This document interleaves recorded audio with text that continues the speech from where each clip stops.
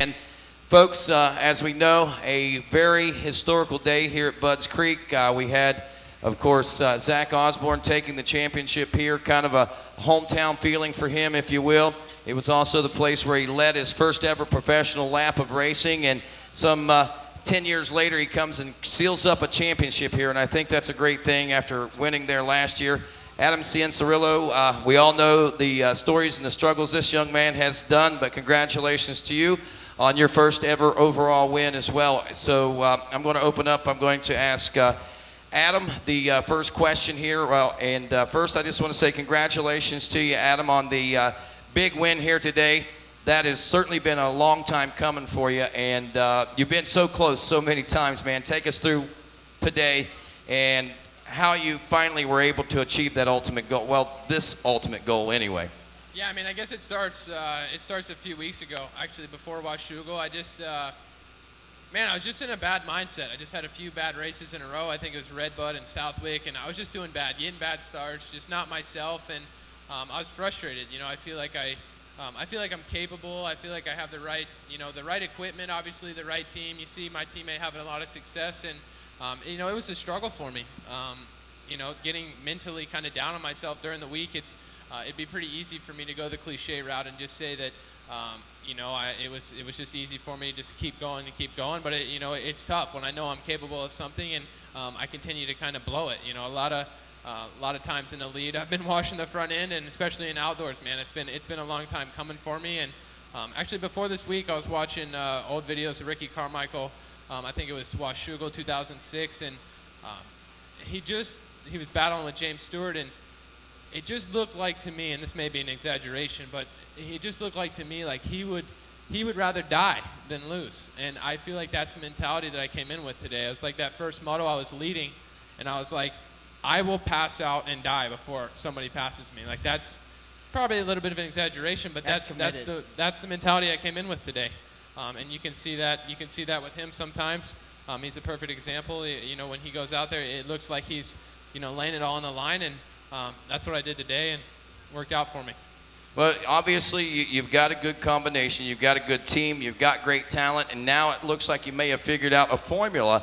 I realize we only have one more race left in the season. I'm sure that's kind of a disappointment knowing that you're just getting where you want to be, but what does that mean, taking this first win? What does it mean for you heading into the Ironman with one more round to go?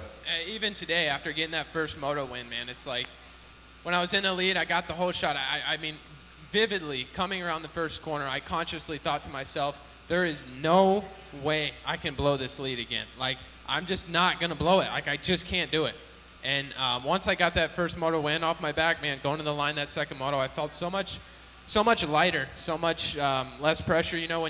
When you're capable of something, and you have your team and everybody behind you, and they all know you can win, and they all kind of expect you to win, which they should. And when it hasn't been happening, haven't been on the podium this year, it kind of builds up weekend to weekend. It's like, all right, this is the weekend. All right, this is the weekend, and then it doesn't happen, and it's like, man, we only got 2 more chances. So once I got that first moto win, going to the line in the second moto, I was like, all right, let's do this thing, baby. So, yeah, I think it just bodes well for me for the next race, and also just going into next season. Having won races indoors and out now, I think I'm ready to, take that next step, be one of the elite guys, and hopefully contend for championships. Well, congratulations to you for achieving that goal today, and good luck to you next weekend as well. And Zach, congratulations to you, man. I've followed your career for a long time as well, and seeing you be able to achieve the national title here today was special. And I know that you had a very healthy points lead coming into this one. The idea was that you wanted to keep that healthy points lead and secure the championship right here at Budds Creek. I know that in Moto 1 it got a little bit iffy. I think there was a lot of craziness that happened out there. Take us through your race day today and how you finally pulled it all together. Yeah, the first moto was tough. I wanted that gate 1 on the inside since 5 or 6 weeks ago, and I felt good about it, and I felt comfortable with it, and just didn't get off the gate very good, and got down in that first turn, and was down with a couple of guys, and had to battle back on the track that was pretty tough to pass on. But that's kind of been the way of my series. Like, there's not been, I think the last hole shot I got was I don't know, the only one I know is Hangtown. It's been a while, so it's not like it's been whole shots and rainbows all summer. I've had to battle from the back a lot, so it's something that I've kind of gotten used to. Even though I do really good starts during the week, I just haven't brought them to the weekend, so it was really frustrating for me to be down in the first turn and have a mediocre start before going down in the first turn. So coming to the second moto, they were all doing math at the truck, but I knew that it would be easiest if I just won the moto, so I put myself in a position to do so, and I just felt really comfortable in the lead and on a really rough track, and can't say a whole lot more. What was that emotion? What was the feelings that you were feeling in the final laps of the moto whenever you, in the race today, whenever you realized that the championship was basically in hand? When I passed the mechanics area on the last lap and saw my whole team cheering and everything, I got cold chills, and it kind of all hit me. You know, this season has come with its own set of challenges, not so much racing, but personally, I found out that I was going to be a dad for the second time on Father's Day at High Point, and then the week before Millville, we found out that my wife had a miscarriage, so that was a really tough thing for us, and it's not, you know, it's been more personal, and learning how to carry this championship, and I've been on the red plate since the first moto of the season, so it's been a new learning experience for me, and just personally some battles, you know, and it's hard to not bring those to the weekend, but if you know me, you know my wife's a huge part of my program, and we don't miss a beat together, so it was a time where I needed to be there for her rather than her for me, and at the same time be there for myself as well. So it was a bit of a different dynamic. So there's a plan for everything. I'm here 11 years later from the moto that everyone knows, and to sit here and be a champion, just, you know, don't ever give up on anything you believe in, and it'll happen. Amen, man. That's great. Now, thinking about the future.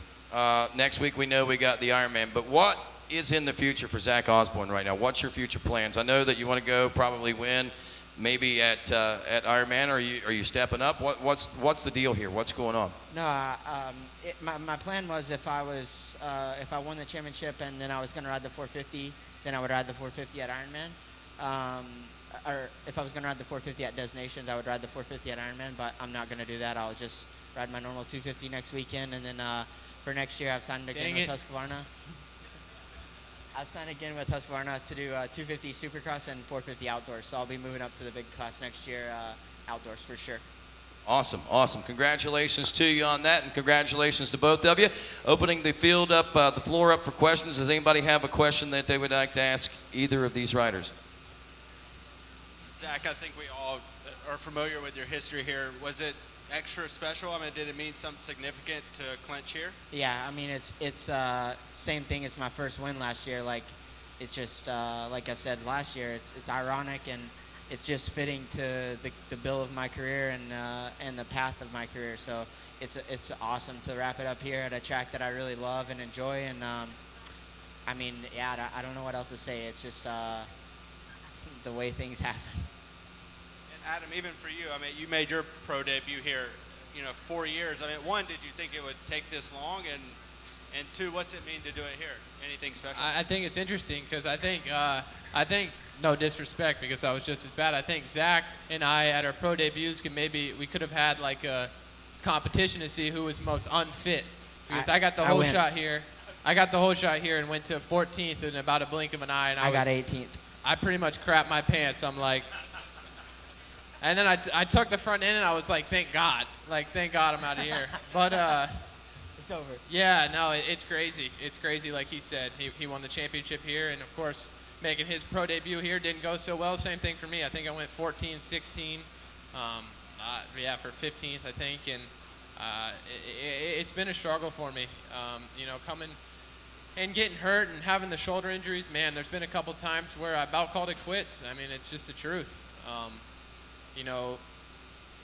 You build up from being hurt. It takes me so long to get back. It took me so long to get back. My body was growing. I was kind of going through everything, and it just seemed like life wouldn't let me win. Like, it was just one thing after the other, and there's probably 4 or 5 things you guys don't even know about that I never even, that I never even said. So it was difficult, and man, just this year to be able to win Supercrosses again and to win an outdoor race, it's its own victory. Of course, I'd like to be kind of more in the championship. I'd like to be where he is.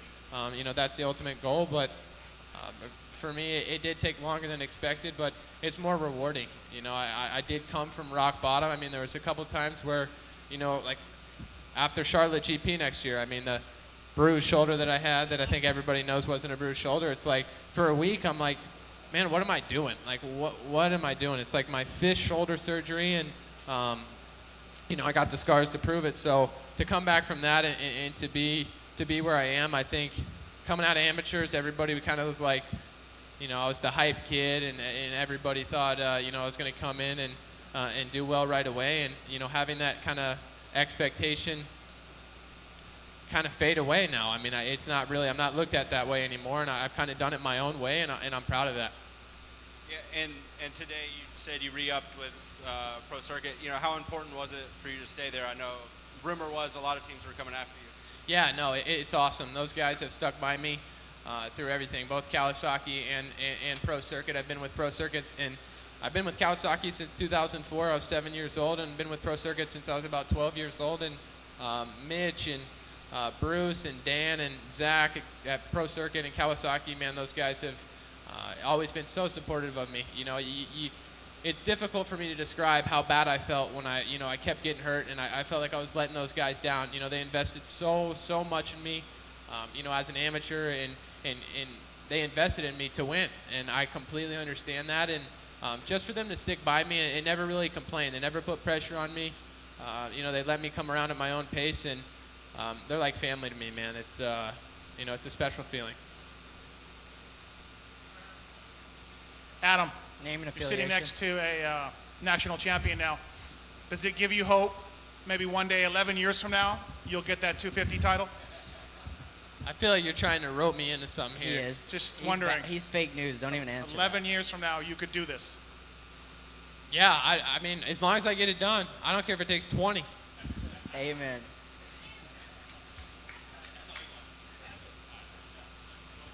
I want you to know he's never asked a question in these press conferences before. He's normally sitting at the back on Instagram. Yes. You dragged it out of him. Zach, is it true that Mathis actually brought you back from Europe? Because I think he likes to claim that. He claims that. Sure. In the other fit of irony, the track owner here, Jonathan Beasley, says he was the only American to witness your lone GP win in Turkey. Sure enough, we were far too east to be comfortable as Americans, but we got her done that day. The first moto, you even had some small bike problems. There's a little smoke coming out. I don't know if you even saw it. And the first turn crash, too. Just talk about all the trials and tribulations of that first moto. Yeah, like I said, it's kind of the way of my season. Like, I've been down in the first turn more than once, and just it was kind of fitting. I mean, I hate it. I hate battling from the back. I'm over it. I'm sick of it. It's been a tough summer. In particularly, Washougal was a really hard day for me, and it took me a couple weeks to recover. But in general, the grind has worn on me a little bit here the last couple weeks, and like I said, it's been a big adjustment personally to be in this position. So to wrap it up today is a huge, joyous, grateful occasion, but at the same time, it's a big relief and something that feels like a weight taken off almost. Adam, second moto. At one point, believe it or not, I think McElrath was in position for the overall, and maybe Martin was going to edge you. Did you know all that? And No, I was done doing math in my head. I did math in my head at Washougal, and I'm like, I'm just not going to let anybody pass me. Like, I was said to myself, I'm like, we're going down. Like, whoever passes me, and if it's for the overall, I thought it was Martin behind me. I thought he had got up. I think it was Plessinger, actually. I don't even know. But I was just like, whoever I passed, the next guy, I was just focused on him. If I started thinking backwards, I knew that's when it was going to go bad. And I feel like that's been a lot of my problem. And I think that's one of my main problems is you got to be kind of on the offensive kind of the whole time. And as soon as you start doing the whole math thing and kind of riding defensive, that's when the mistakes come. And all it takes is to drop a second and a half a lap or 2 seconds, and 3 or 4 guys go by you. And that was something I really, really didn't want to have happen today. Does part of being on the defensive come from I have to not get hurt? Like 3 years of I'm trying not to get hurt, I'm trying not to get hurt? Is that where that comes from? No, I don't think so. I have, and this is going to sound, you're probably going to think I'm lying, but I really have never gone out on the track and said, or even thought about getting hurt. I mean, really never. Even my first day back on the bike after a shoulder injury or something like that, it's actually been something I've been fortunate to kind of, be mentally kind of overcome that. But I think it's just one of those things where I didn't want to fail more than I wanted to succeed. Like I was like, man, I don't want to blow it again. I don't want to blow it again. I don't want to blow it again. Like I saw those halfway marks at Unadilla, and I'm like, let's do this thing, baby. And I just grabbed a handful of front brake and tucked the front end, and it's like, I'm like, I cannot think like that today. Like this week, I was just angry. Like, and that's how you have to come into these things. And yeah, I rode with emotion. I rode with anger instead of riding, trying not to fail.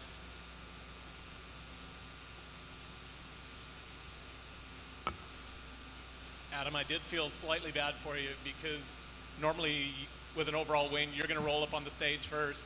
Zach got to do it this time, but he said he had a similar situation last year.